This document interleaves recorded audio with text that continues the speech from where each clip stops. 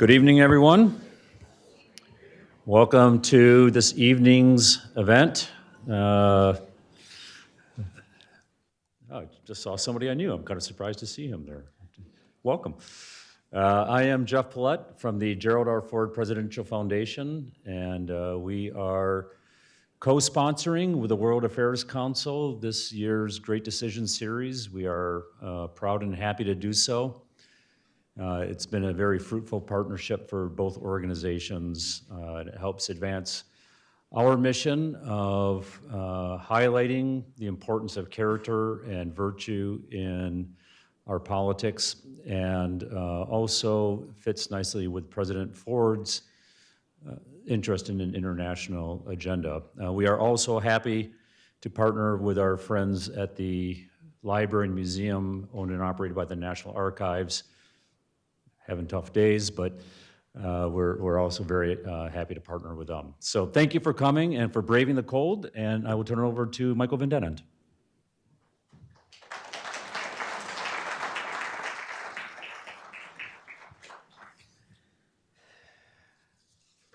Welcome, everybody. Thank you for attending on such a chilly night in West Michigan, but we're used to that, right, Michiganders? And those of you who are watching live stream from wherever you are, I hope it's warmer than it is here. Good evening and welcome to the World Affairs Council of Western Michigan's third program in our 8-week series called Great Decisions. It's provided by the Foreign Policy Association of America.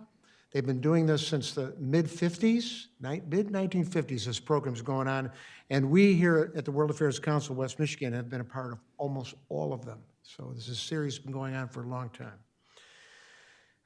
On behalf of my colleagues, Erica Kubik and Rachel Brook and Abigail Stead, and the Board of Directors of the World Affairs Council, thank you for being with us. And we're encouraged that you care about the world, that you are world aware and you want to learn more about it. Because that's our motto. We think to change the world, you first have to know the world. And our mission is to empower the people and organizations of West Michigan to engage thoughtfully with the world. And you can learn more about what we do at worldmichigan.org. We're pleased to host this series with the Gerald R. Ford Presidential Museum, deeply grateful to them, and to the Gerald R. Ford Presidential Foundation for being our partners on the series. Thanks as well to the GRCC video staff and the museum video staff team for helping us live stream today. We express also our appreciation to WGVU Public Media as our media sponsor, and to the Community Media Center as our communication partner. Let me introduce our presenter for the evening. Gert Jan-Segers is a Dutch politician who was a member of their House of Representatives between 2012 and 2023. In 2015, he became parliamentary leader as well as the leader of the Christian Union Party and held those positions until 2023. A native of Lissy, Segers studied political science at Leiden University and obtained a master's degree from Johns Hopkins University School of Advanced International Studies. From 2000 to 2007, he was a Christian missionary in Egypt. And from 2008 to 2012, he was chairman of the Christian Union think tank, the Van Prinsterer Foundation. He is also a columnist for the Dutch newspaper Nederlands Dagblad and has written extensively in his native language, authoring multiple books and novels.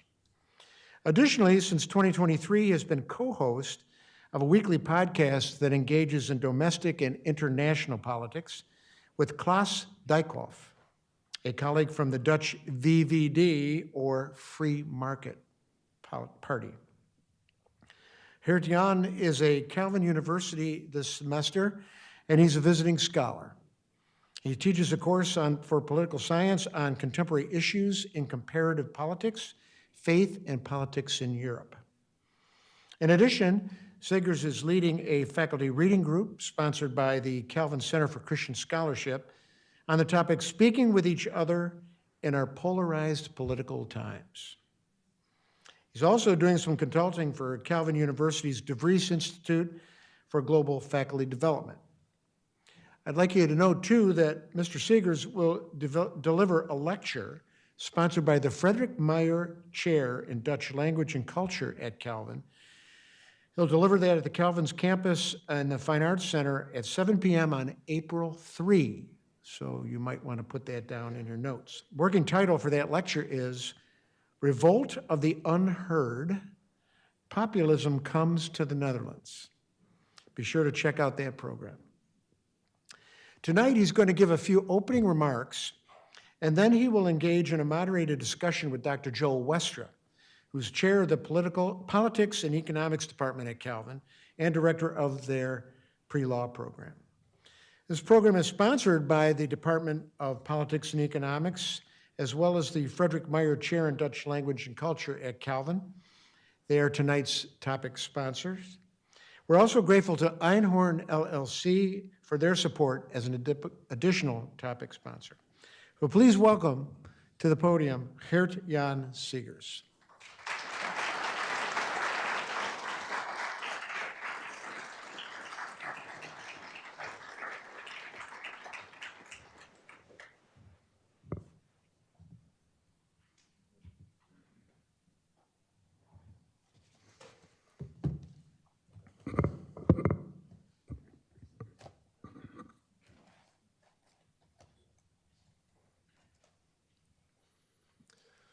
Ladies and gentlemen, distinguished guests, host of this beautiful place, staff of World Affairs Council, Western Michigan, thank you for having me here.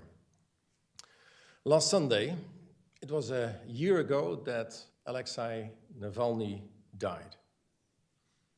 He was in a prison camp in the Arctic spheres of northern Russia. And he stood up against President Putin and paid the highest possible price. Last week, President Trump made his decision public that he will start talks with Russia about the future of Ukraine. We will be in Saudi Arabia without Ukraine and without Europe. And he already made clear that Ukraine will to have cede land to Russia because Russia fought hard for this land and they lost a lot of soldiers. And it's right now that these talks between the US and Russia have started and that the future of millions of Ukrainians are on the table in Riyadh.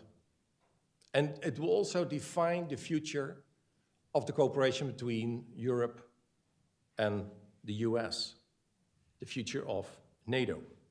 And it's right now that Europe is in a state of shock and fear and grief over a long relationship that seems to go into a serious crisis. The European leaders came together in Paris and discussed this critical question of today. And now what? But that's in other parts of the world. We are in Grand Rapids, and we are here at the Gerald R. Ford Presidential Museum, discussing a critical issue in critical times. And I want to thank this chapter of the World Affairs Council and Calvin University for having me. And for having me to share some thoughts on the future of NATO and the long-term cooperation of your country and the continent and the country that I live in, Europe and the Netherlands. And we are meeting in a part of Michigan that is full of Dutch family names with look-alike windmills. We're meeting in a city where they say, if you ain't Dutch, you ain't much. So no better place to build bridges again. Let me start with an important speech of the President of the United States. And I will read telling parts of his speech. Then he says, as your president, I find it, unhappily, necessary to report that the future and the safety of our country and our democracy are overwhelmingly involved in events far beyond our borders. And those who would give up essential liberty to purchase a little temporary safety deserve neither liberty nor safety. Just as our national policy in internal affairs has been based upon decent respect for the rights and the dignity of all our fellow men within our gates, so our national policy in foreign affairs has been based on a decent respect for the rights and the dignity of all nations, large and small. And the justice of morality must and will win in the end. Again, this president, let us say to the democracies, we Americans are vitally concerned in your defense of freedom. We are putting forth our energies, our resources, and our organizing powers to give you the strength to regain and maintain a free world.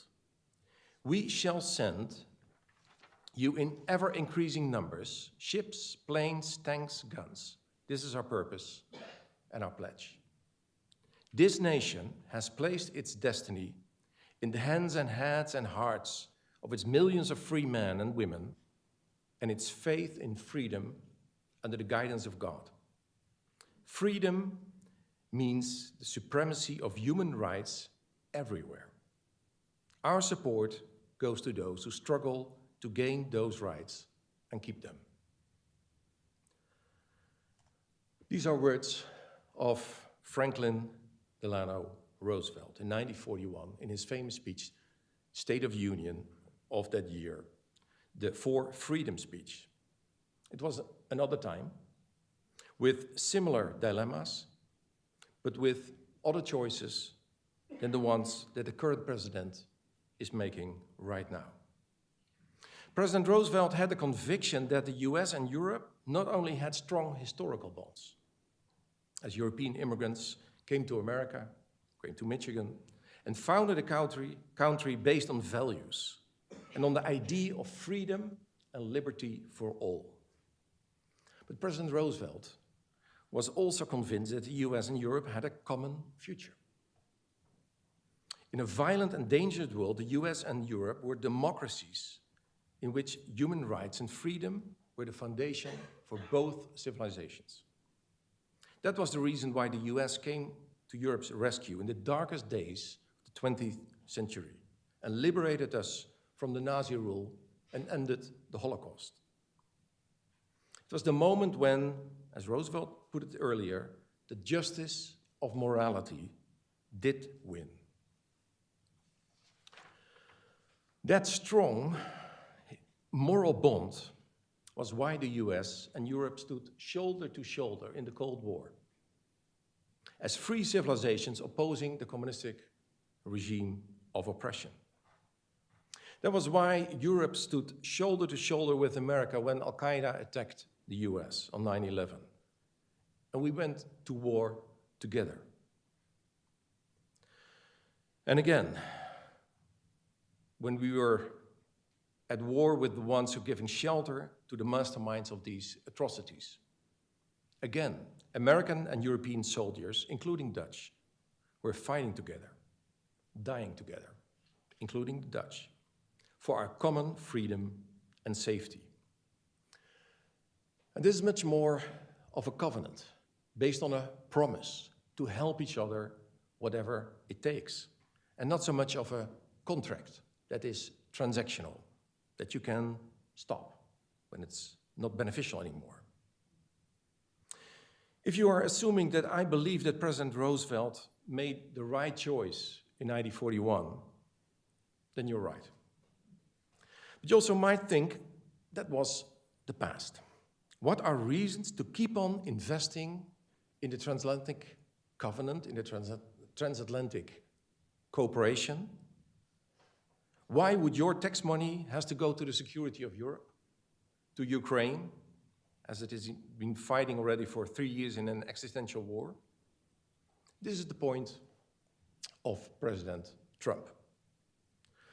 Well, I will come to a slide in a few minutes that is titled, President Trump was right. But first, there are very good reasons to continue this alliance, to cherish NATO.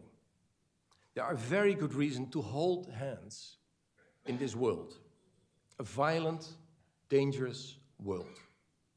Our common history matters. Our shared values matter. Mutual trust and understanding, which are rare in our world, and which have been the foundation of our bond, of our covenant for decades, they matter. But there are also transactional reasons to hold hands. Good reasons that hopefully someday will make it to the Oval Office. That good reason is that no other two regions in this world are as deeply integrated and connected as the US and Europe. The US and Europe are each other's most important markets and economic partners. This is about the future of millions of jobs, 60 million of jobs. This is about the future of million jobs. This is about 6.9 trillion commercial sales a year. This is about a third of the world's GDP. This is about several hundred billion of good trades every year between both continents. This is about millions of Americans who are working in Europe and millions of Europeans working in the US. This is about more than 60% of foreign investment that comes from UA, global investment, that goes to Europe, and more than 60% of EU global investment that goes to America. Again, no other two regions in this world are as deeply integrated and connected as the US and the EU. And in an uncertain world, there are other alliances trying to break these ties.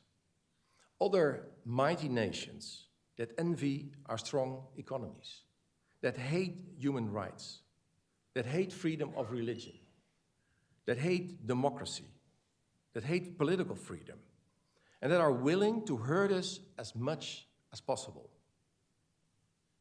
There are very good reasons, and also economic reasons, to protect what we have together.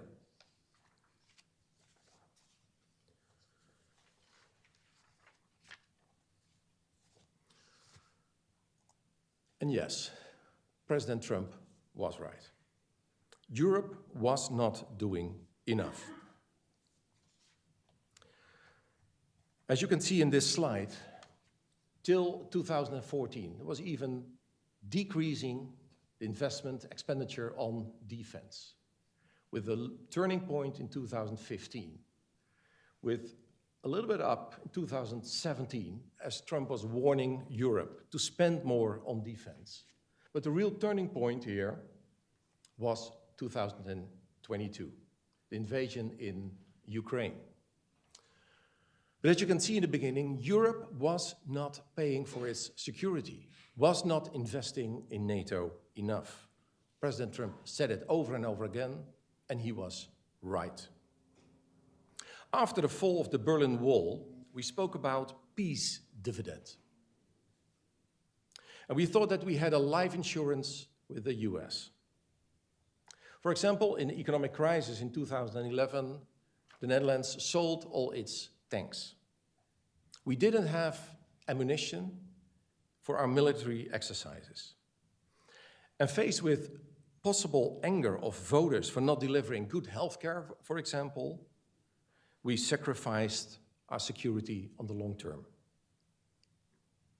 When do you realize that you're stupid? That you were stupid? You realize it when you face the consequences. And that's right now. That's why Europe is in shock and grief and angry. And also angry about itself, with itself. And they know we were stupid. We is a collective responsibility, not so much a personal or it's not a choice, personal choice of a political choice. The party that I was part of, every time we were part of a coalition government, we were investing in defense. So from my party, it was another story. But we is a collective guilt, is a collective responsibility of Europe not doing enough. But Europe has changed. You see already here the change, and you see when in 2014 only 3 member states of NATO were meeting the 2% norm of NATO.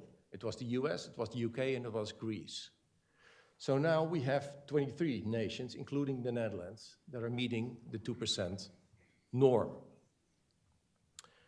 So we have changed. And there is growth in defense expenditure.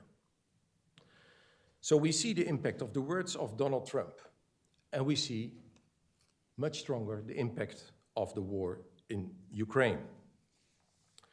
As you can see here, here are all the member states of NATO. All the states have sometimes even doubled, compared 2014 to 2024, doubled their expenditure on defense.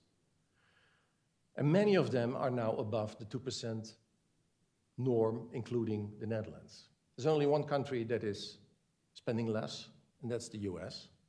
But still, they're spending a lot, and they are far above the 2% norm. But this is the change. This is the change that is happening right now, after a rightful warning from President Trump. In 2014, it was well below 30% of the expenditure within NATO that came from Europe and Canada. Less than 30%. So you see, it wasn't a fair share.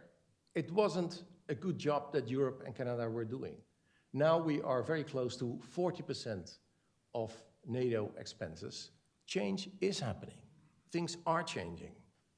So yes, Trump was right, but maybe he's not right on the long term, and things are changing. Here you see expenditure of Europe and Canada really going up a little bit from 2014, but the real change happened after 22, the invasion of Russia in Ukraine. What now? These are critical times. We have critical issues, and we have decisions to make. The freedom and the right of self-determination of Ukraine is on the table in Riyadh right now. These days will define the future of Ukraine. It will draw the borders of Europe.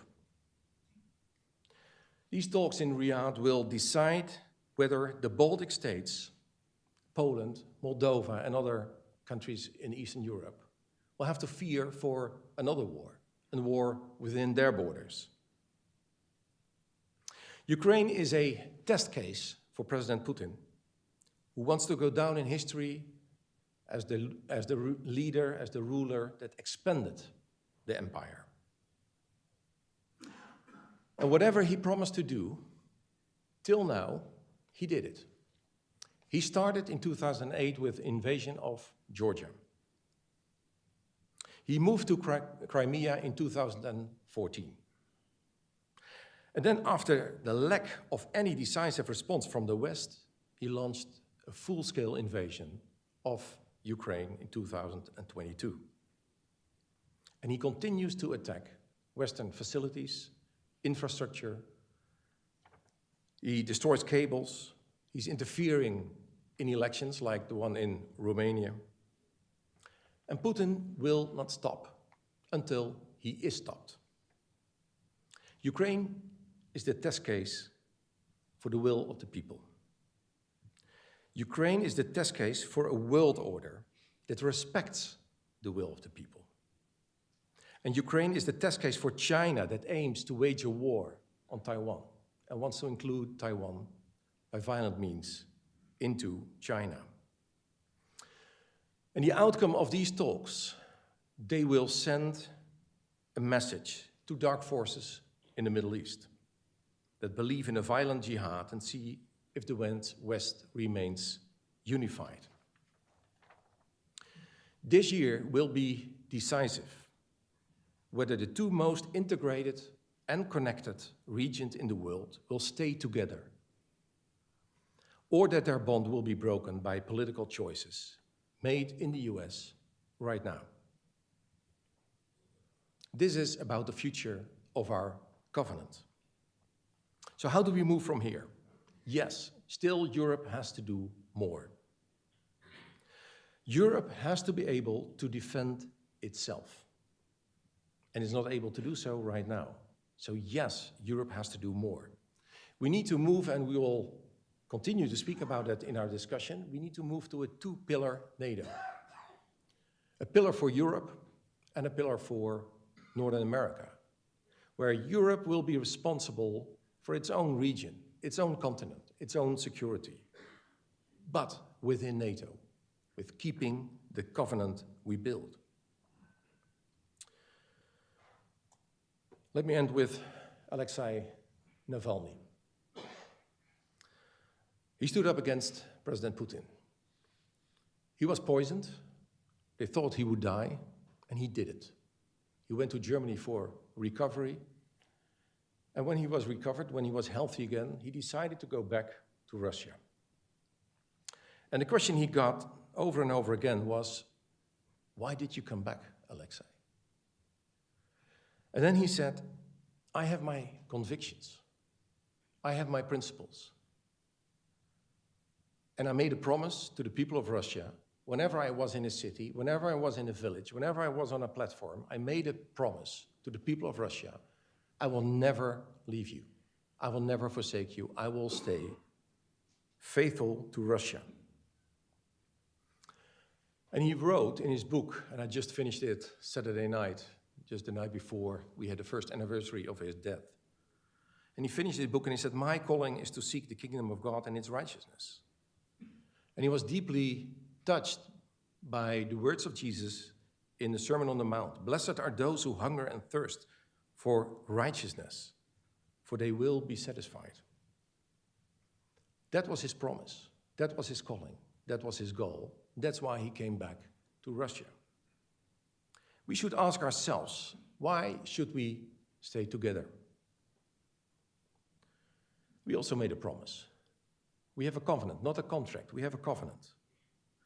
And more important, if we go back into history, if we see our cooperation and our connection in this world, and if we dig in our deepest convictions, we find the same belief as Alexei Navalny had, that we hunger and thirst for righteousness and for freedom. Navalny was alone in prison, and he died alone. We are together with two continents, two free societies of free people, two strong economies with the oldest democracies in the world, and two armies that are getting stronger every day. And this is my plea. Let's stay together in this dangerous world and be faithful to our promise, be faithful to our covenant and to our deepest convictions. And with that conviction, the justice of morality will win in the end. Thank you very much.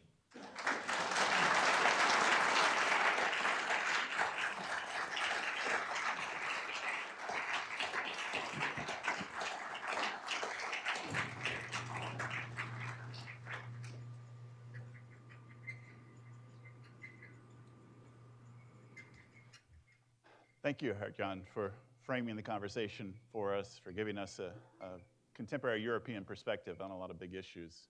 I wanted to start out by turning the conversation to a little bit more of a personal perspective level. You had served from 2017 until 2022 as part of the Mark Rutte third and fourth coalition government. Yes. And what an incredible time to be in that position. So during that time, the Dutch government declared Russia to be responsible for the downing of Malaysian Airlines Flight 17, and then tried 3 individuals in absentia for their involvement. Donald Trump, of course, entered office, his first term as President of the United States, came to Europe, initially failed to endorse Article 5 of NATO, the core of that covenant, as you so rightly have called it, and then subsequently initiated a trade war with the EU by imposing tariffs on aluminum and steel. Tell us more about your personal experience and perspective on U.S.-European relations at that time as a member of the Dutch government? Very, very good memories. I mean, I had a lot of conversation with people of the embassy, a very well-informed embassy in The Hague, always very interested. My first political issue that dealt with the US was about the Netherlands buying the Joint Strike Fighter, the F-35. And Dutch politics is very slow. I mean, you have a president coming in the morning, and in the afternoon he's signing executive orders. So we start with a coalition discussion, and it will take like 6 months. So that's our politics, very, very slow. So also the decision-making regarding the F-35 was very slow. And I remember coming here to the US with a whole group of members of parliament. America was very, very patient and very understanding. And eventually, I mean, we started to buy the fighter jet, and we were partnering in the same in this project. So there was always a warm friendship and a lot of understanding. And now looking back, maybe it was too friendly. So as I said, President Trump was right. So it was a little bit of shock when he came into power. The reception in Europe was, well, this must be an accident. I mean, this was a mistake. I mean, so it was a kind of weird attitude towards the outcome of a democratic process here in the US. But I think our prime minister was one of the first who understood that President Trump was serious. So he went to the Oval Office and he had a conversation. And he said, well, President Trump, you are right. And then when Trump was saying, well, we might break up with NATO, or we might not, Article 5, we might look at it differently. Prime Minister Mark Rutte was interrupting him, saying, no. I mean, they were sitting with the fire as we are sitting now. I mean, so they were sitting there. And he understood this is serious. And as Mark Rutte was able to hold a very wild coalition together from sometimes the Green Party, and then we're an extreme right-wing party, and he was able to hold the whole thing together in our polarized small nation. He might be the right person to serve NATO and keep on investing in this good relationship with America. But these are dark days. I mean, so this is quite different from when I was member of parliament and what I remember.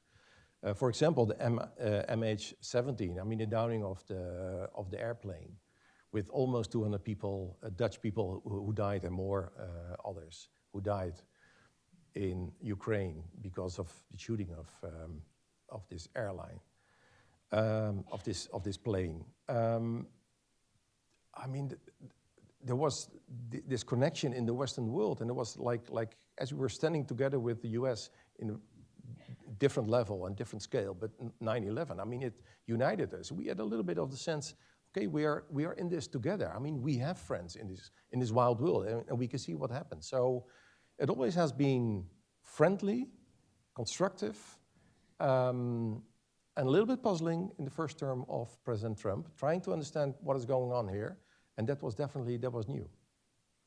You mentioned that Mark Rutte might be very well positioned for the way forward. What things have you been able to observe about him in his current role?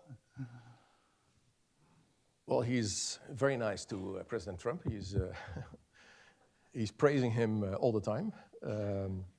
I think that's a good approach. It's very wise.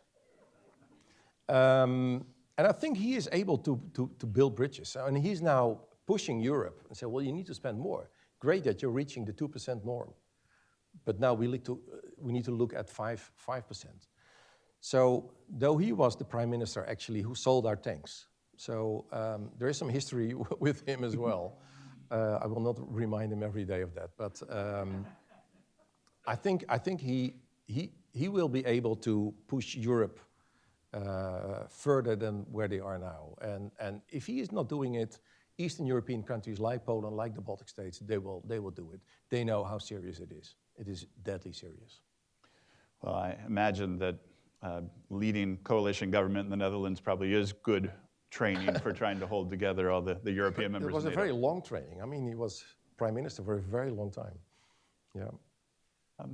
Talking more specifically about NATO, NATO's current strategic concept, adopted in 2022, names Russia as the most significant and direct threat to the Allies' security, names terrorism as the most direct asymmetric threat to the security of our citizens and international peace and prosperity.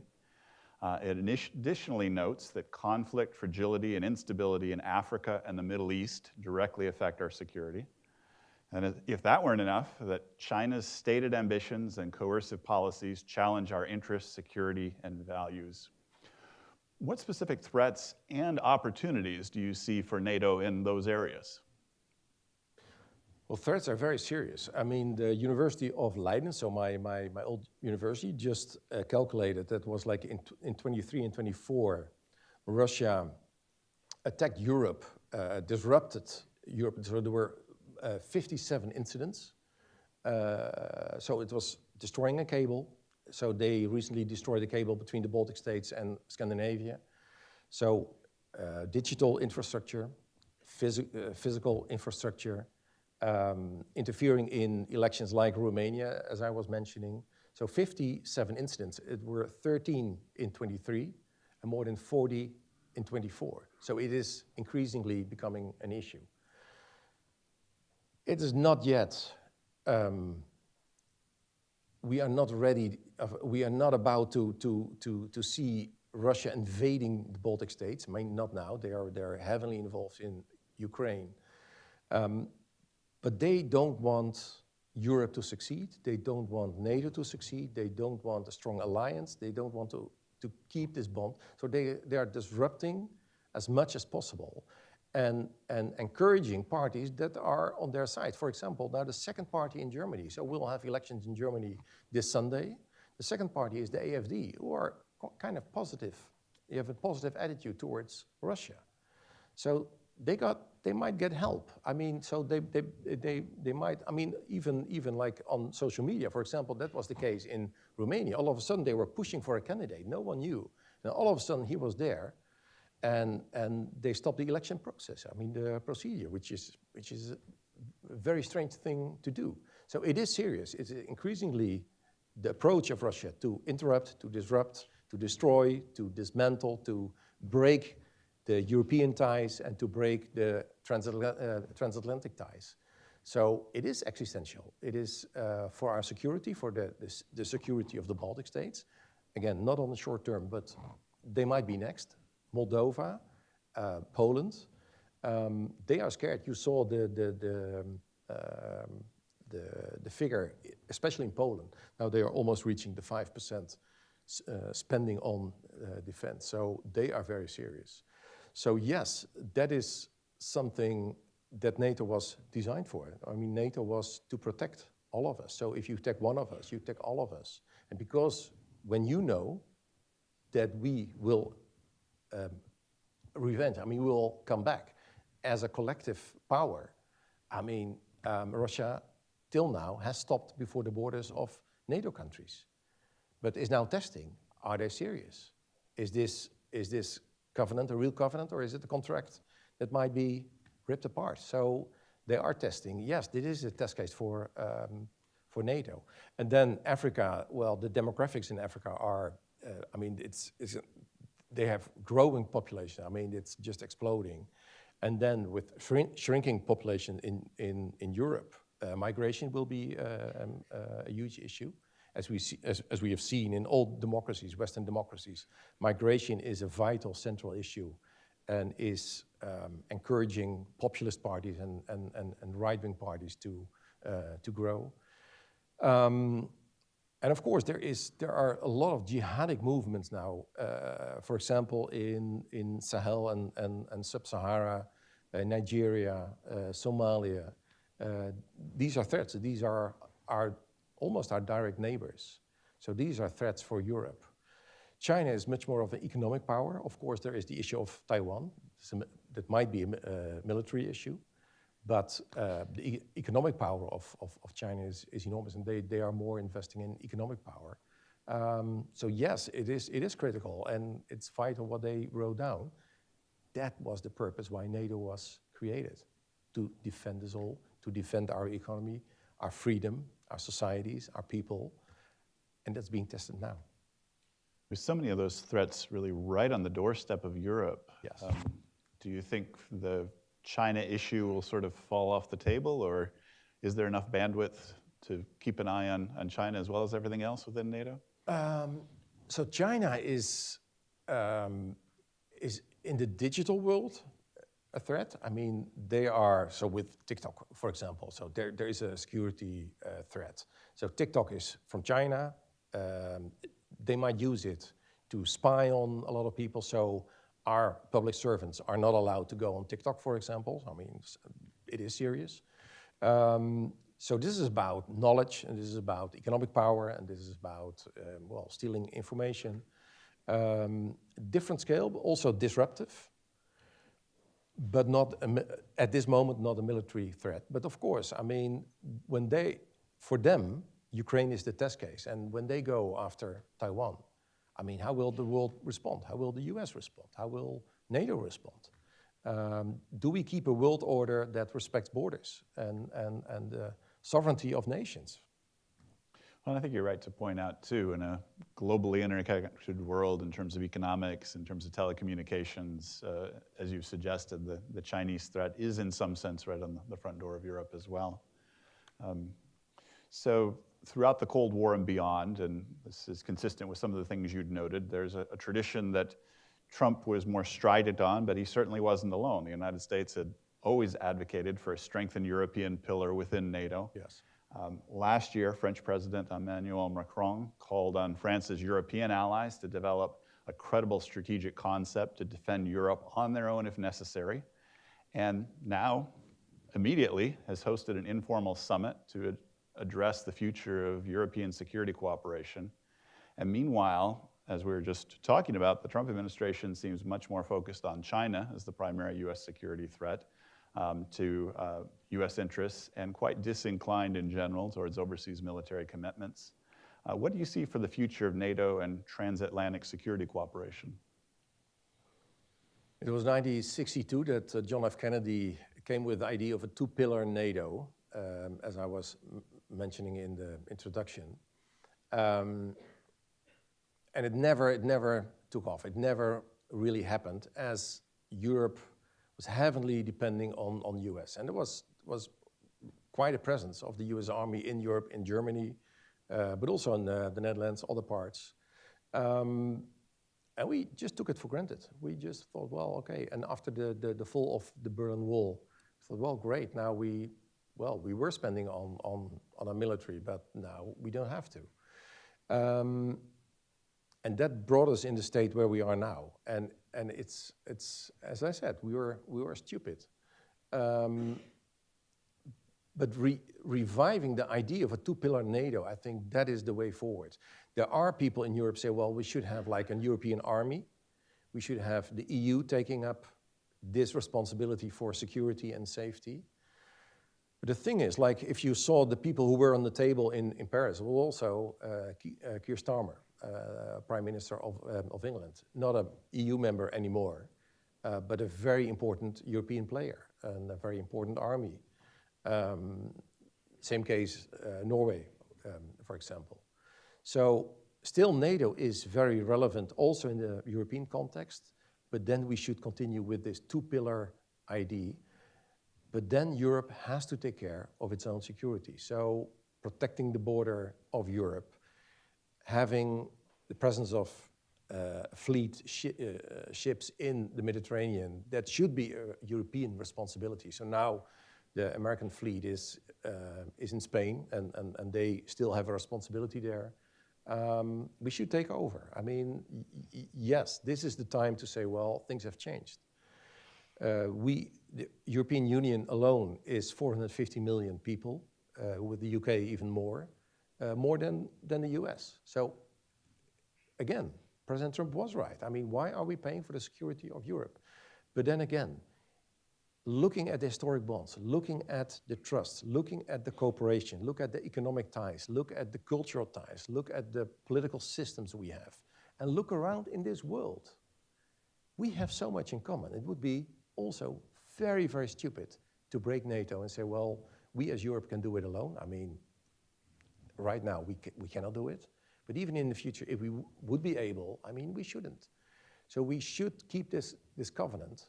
And that was the insight that President Roosevelt was sharing in '41, because he was facing the same criticism. Why should we interfere in a war in Europe again?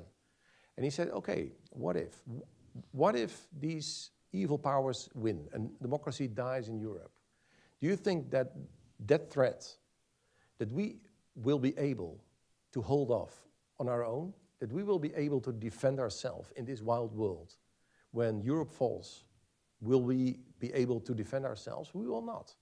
So he already saw that there is a mutual interest. I mean, we need each other in this violent world with powers like China, like Russia, and like jihadism, which is less organized, but very much of a threat everywhere, as we have seen 9/11, as we have seen in multiple attacks in cities in Europe. It is deadly serious. So it would be so stupid to break it up. But I'm not very hopeful right now. I mean, it was a plea from my side, but I'm a powerless, normal civilian. I'm not a politician anymore, so it's powerless. But this would be my plea. I mean, looking at what is at stake, looking where we are, looking in our common interest and our common history, we need each other. I think you've raised two very important points about the role of NATO. The one overarching point, we were talking briefly before your lecture tonight about the U.S. late entry into World War I, and within a decade, the Americans were gone. NATO ensured that after World War II, the U.S. security commitment to Europe has remained and has stayed intact. Yes. And you also brought up the United Kingdom. NATO plays this crucial role in tying together European states for security, even states that aren't part of the EU. We used to think about that as the Cold War neutrals or the states on their way to the EU. Now they've all come in, mostly, to NATO or the EU, but the UK out of the EU, but still in NATO. So that's an important ongoing role as well. And it's interesting that you bring up the analogy of 1914. As Wilson, he invented the idea of the League of Nations. So he said, let's make a system that we help each other, that we have cooperation, that we at least talk instead of fight. And he was thinking about this kind of covenant or this kind of cooperation, this kind of promise to France and England. And it was a kind of silly incident between one senator and President Wilson that eventually the US did not become, though it was located in the US, did not become part of the League of Nations, part of this system, part of this promise of a possible threat that would have been there if the promise was made and kept in 33, in 39, when Hitler came to power. What if the US already had this promise to England and France? Let's promise to help each other in critical times. That would have been a completely different story. I mean, still Germany might have attacked, but they would have thought a few times more before attacking Poland, before attacking UK and France. So not having this mechanism in place, it has consequences. So now we still have it. The Baltic states with, 30% of Russians living in these states. So there might be an excuse for Putin to say, well, I need to protect my people or whatever he can come up with. Having a mechanism, Article 5, we protect each other, will make him think twice. If we don't have it in place, we know what will happen. We know it because we saw the pattern in Georgia, we saw the pattern in Crimea, we saw the pattern in the rest of Ukraine. And he's bombing schools, he's bombing elderly people, he's bombing city centers, he's bombing whatever he can. We know what will happen. Devastation, absolutely. So thinking of 1914, And this strange turn of events, US not becoming part of this mechanism, hopefully inspires us to think twice before we break up NATO. Let's turn to our audience now. Our audience members always have very good questions. I'll try to look for people. Erica Kubik has a microphone and some additional instructions. So I'll be passing around the microphone in the audience, but if you'd like to text your question, even if you're here or if you're watching online, just text 616-308-6560.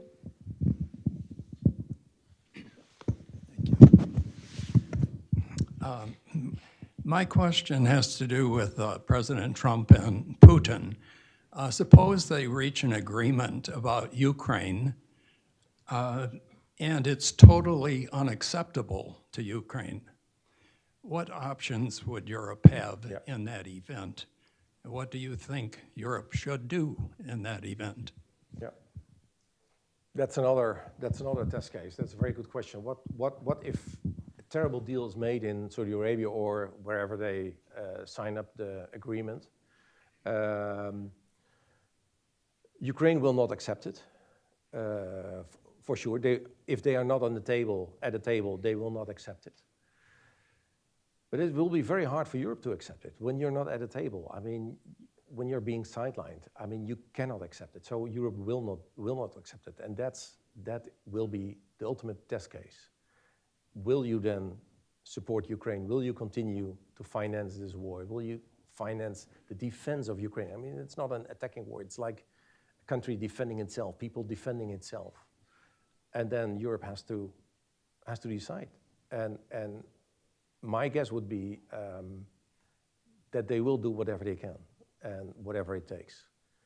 I've seen, like, again, a personal experience with Mark Rutte. He has had several political positions on all kinds of issues, and he could take whatever position was, well, was good at that point. But I saw a commitment when it comes to Ukraine that I did not see in many other issues. And I saw a commitment that I see with Macron. Emmanuel Macron, he was still talking to Putin a few days before the war started, trying to prevent the war, trying to stop the war. And he knew it's useless. It's useless. I mean, Putin is not the guy to negotiate with. Is not the guy, if he thinks you are weak, to stop something that could enlarge the Russian Empire. He will go down in history. He wants to go down in history as the one that expanded Russia. I mean, that is his main goal. He has been sacrificing already, 100,000 Russian young boys? I mean, it's incredible. Much, much more than Afghanistan, that made the Soviet Union almost collapse. I mean, he's willing to sacrifice everything for his place in history book. He's ruthless, absolutely ruthless, willing to kill whatever he can kill. Macron saw that. He discovered it. We discovered it. Rutte discovered it. Scholz, most probably the new Bundeskanzler, the new leader, Prime Minister of Germany, is very committed. So I saw a debate with him, with the AfD leader, and rebuking her and say, well, we are not neutral. This is existential for Europe. So all these leaders, they know now how serious it is. Poland already knew. The Baltic states already knew. And they were preaching to us. And we thought, okay. We still thought, if we are nice, they will be nice. Well, that's not the world. That's not our world anymore. That's not Putin. So I think Europe has no other chance than whatever it takes. Troops on the ground in Ukraine? Troops on the ground in Ukraine. Oh, my goodness. I don't see that happening. But all the resources, all the military resources, everything we can give to Ukraine, I can see that will continue for a while. But that will be weakening us. I mean, it will be draining Europe. So it's not an easy choice. And now seeing the populist movements everywhere in Western Europe coming up, and these are the people who say, well, I want good healthcare, I want to pay less taxes, and I want to be richer, and I want to have More free time, I mean, they want a free lunch. And in that climate, making a bold decision, say, well, we need to pay. So that will demand moral leadership. Again, as Franklin Roosevelt was showing in 41. I mean, a lot of Americans didn't like going to war. And he said, we have to. And yes, you have to pay more. And yes, it will cost. I mean, we'll pay a price. But he came with moral reasons for a moral cause. And he won.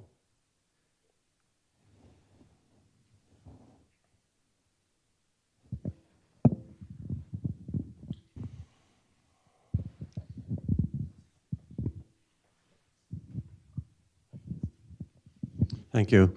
You commented on a variety of reasons why the relationship of NATO with U.S. and the EU is important. Do you have any particular perspective from the EU or from the NATO perspective as to which arguments would be persuasive to get Trump to change his mind about how to engage? We had a lot of things out there. You tell me. I know what the U.S. perspective is in times, but from your perspective, what is it? I mean, and does the European view see it, do they think Trump is motivated by the economic reason, is the 2 to 5%, or is it an ideological? What do they think is the strongest? I was leader of a Christian party, so the moral reasons, I mean, I tend to come up with moral reasons. I mean, that flows out of my heart, and then that's a conviction. And so we have this strong bond, and we have values, and we have democracy, and we have freedom, and we have the rule of law, and we have human rights. I don't think that's the first thing that is on his mind.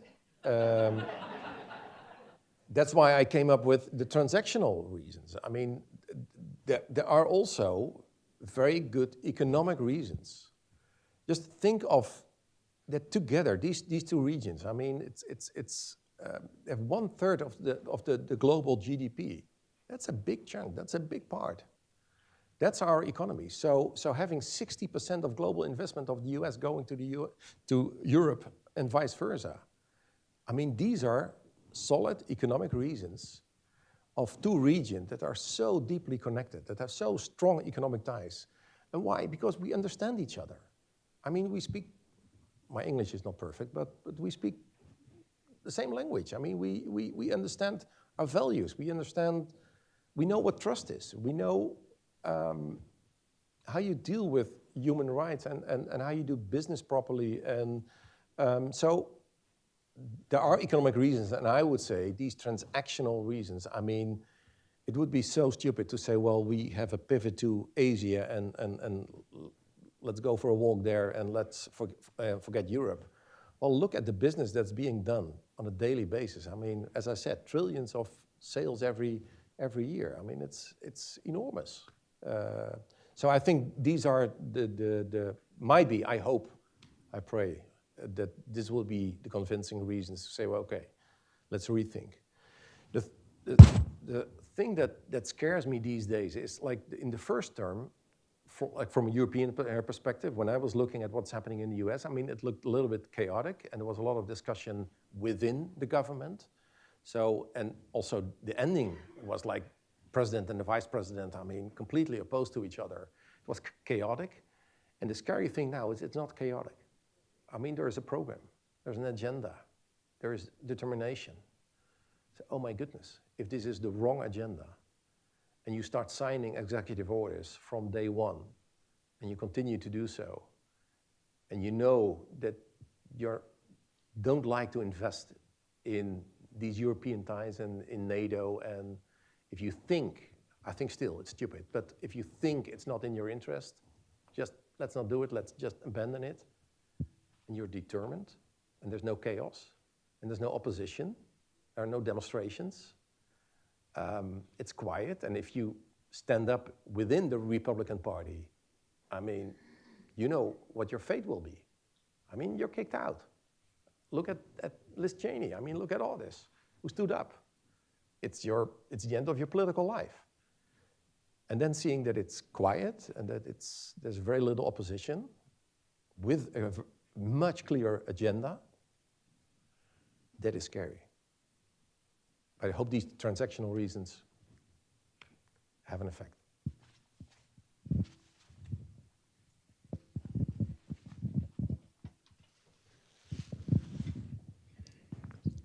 Thank you. I'd like to move just a little bit to the other end of the world, and that's with China. If China takes over Taiwan, they own technology vis-a-vis the chip manufacturing. What does Europe do at that point? I think we have actually the Netherlands have the biggest factory of chip machines. So still we have something to offer. Maybe that will work with Trump as well. Yeah, that is an economic threat. I mean, look at, there is a war on national resources. Look how strategically China is investing in African countries. I mean, investing in infrastructure, and getting minerals. I mean, getting rich soil out of that. Just financing their machinery, their economic machinery.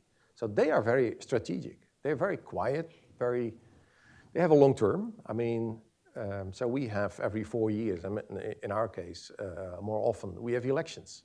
Very disruptive. They have a plan, they have the time, they have one leader, they have, so they have a focus. And again, in that world, and if that is your opposition, that could spy on everything, everyone who has a phone here could be spied by China. That is scary. Should that not bring us closer together? I say, what can we do? We have similar values. We have a factory in the Netherlands. Let's bring that in. I mean, these are the critical issues. So again, NATO is very much needed.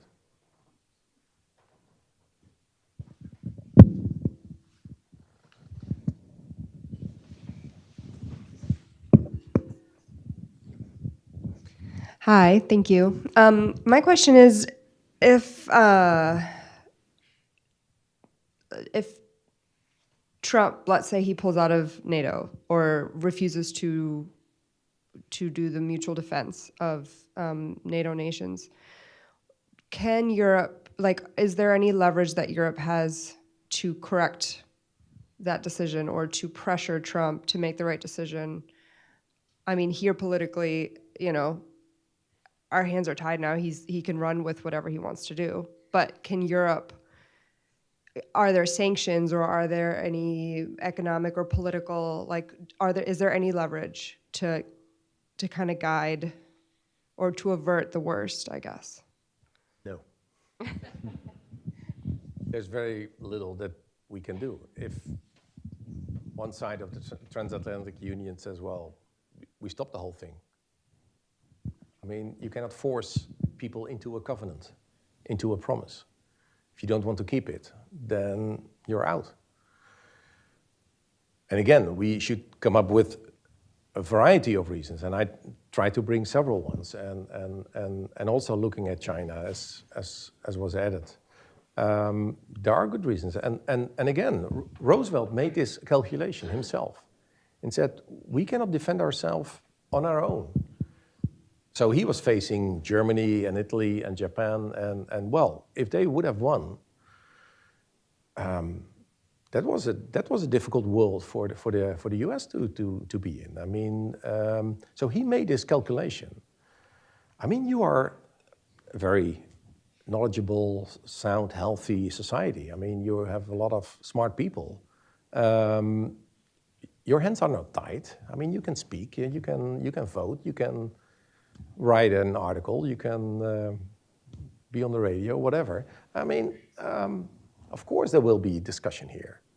But eventually, if that is the political outcome of discussion here in the US, there's very little Europe can do. And we are then on our own with a very violent neighbor and a very ruthless neighbor that could take other parts of Europe. I mean, we don't know what will happen, but that's possible.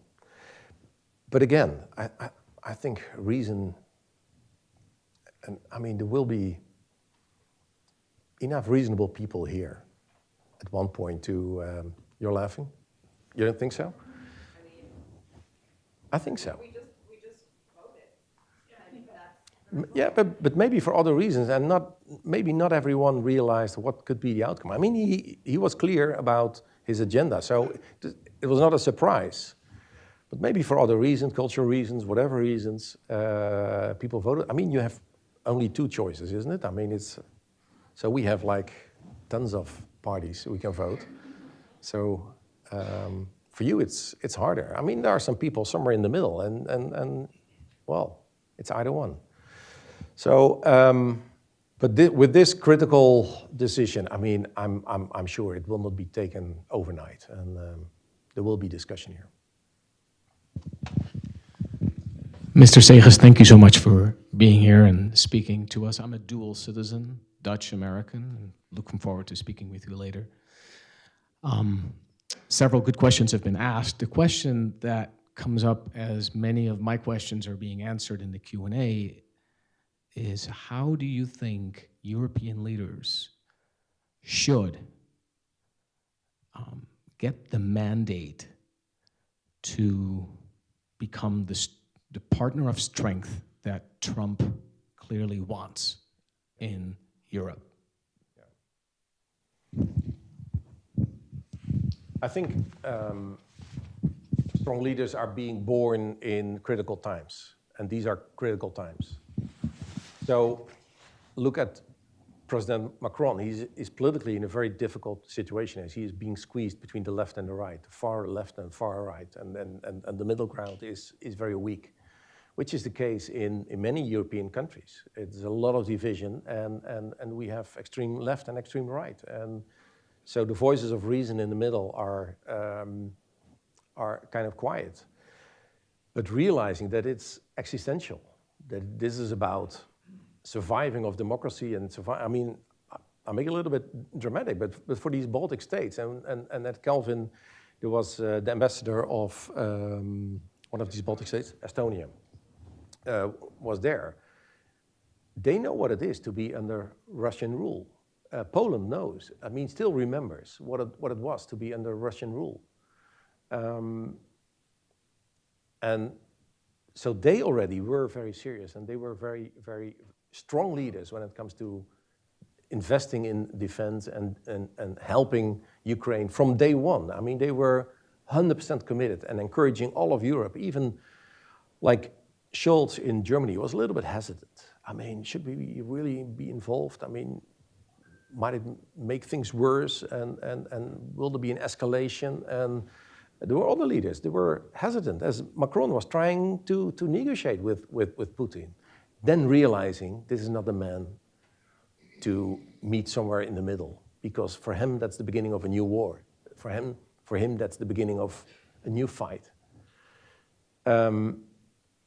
So I see a change in his attitude in Merz, the leader of the Christian Democrats in Germany. He's absolutely committed to fight for Ukraine and to do whatever he can. And Germany is a big country. I mean, they were always hesitant to bring in their military after 2 world wars. They were very hesitant to commit to military involvement in Afghanistan or Iraq. So they were always financing and paying whatever, but sending German soldiers, still there is this sense of guilt, historic guilt.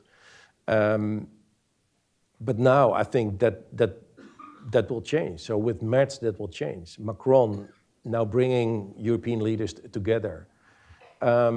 These times will make from weaker leaders who are squeezed somewhere in the middle between the extremes, they will force them to be stronger leaders, decisive leaders, leaders who will act now and choose the right side of history.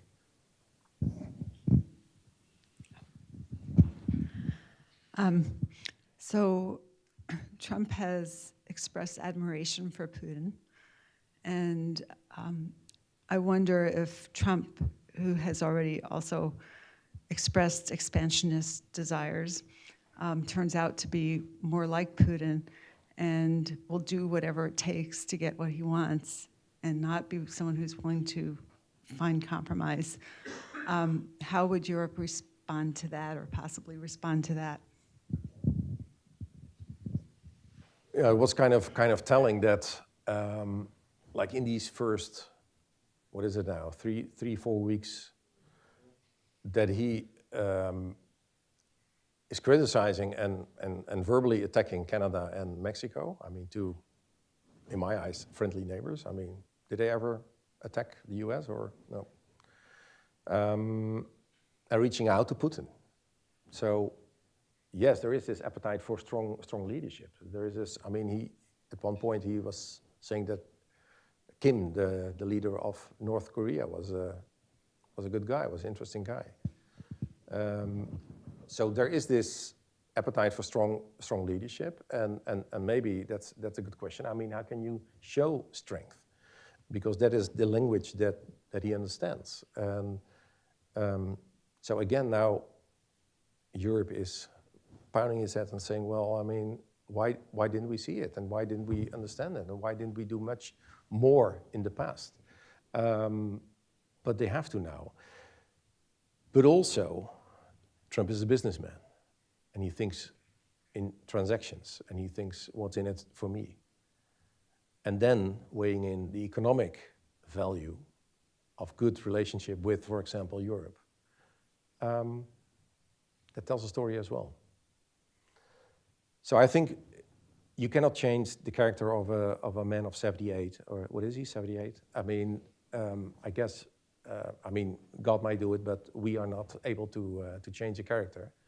Then deal with it and speak a certain language of strength and back it up with real investment in the army. Because as we were starting, I mean, what I remember from all my encounters with Americans in the embassy, but also here in the US, maybe you were too friendly for Europe, and maybe you were too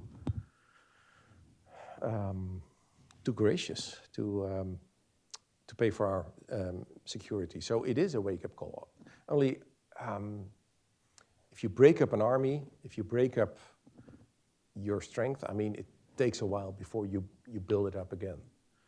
And so we are running out of time, and we are in the middle of a war. At least Ukraine is in the middle of a war, and we are supporting Ukraine. So we don't have much time to work on our plan. So it is critical. And we're rapidly running out of time. So one last question, a text from our audience. Globally, the last few years have been bad for governing parties due to blowback from migration patterns and post-pandemic inflation. Does Europe see the re-election of Trump in this context, or is there something qualitatively different? Yeah, it is. Well, I can speak out of experience. That is, when you are part of a coalition in the Netherlands, it doesn't make you popular. When you make decisions and when you take responsibility, it is hard.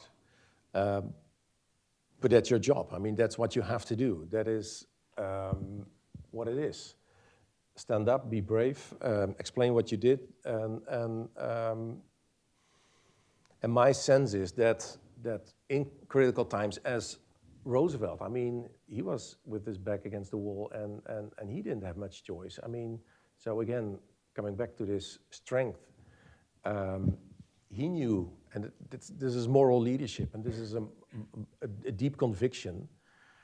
That is in our culture, that is in our history, that is in our society, that is in our I would say, in our shared DNA. I mean, we value freedom.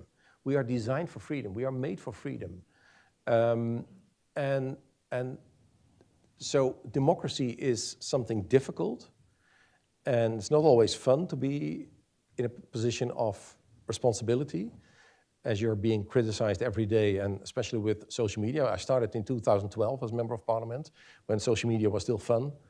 Well, that changed. I mean, all the death threats and all the attacks every day, that changed. But as I say, if you can't stand the heat, well, get out of the kitchen. And when you're in the kitchen, then deal with it. So these are times that leadership is being born, but these are times that we all are tested, and that we sense what is our foundation? What is the foundation of our society? What is the foundation of our country?